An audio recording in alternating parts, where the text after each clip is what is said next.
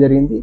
అలాగే ఈ పర్టికులర్ ఈ అపీల్‌లో ఈ డైవర్స్ ఆర్డర్‌కి అగైనెస్ట్‌గా భార్య ఏదైతే అపీల్ వేసిందో ఈ డైవర్స్ ఆర్డర్‌లో కోర్టు భర్తకి కొన్ని డైరెక్షన్స్ ఇవ్వడం జరిగింది.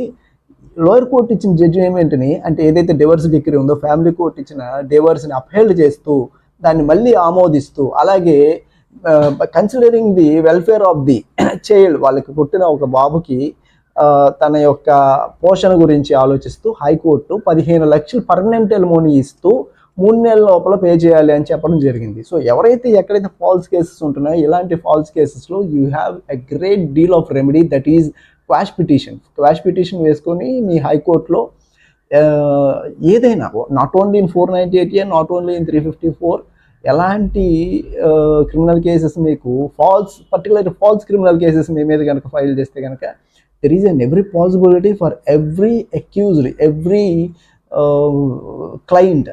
You can avail all the legal remedies against the false cases. You can file a quash petition under section 482 of the CRPC.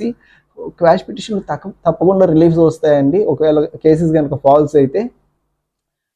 That is what I want to bring before you.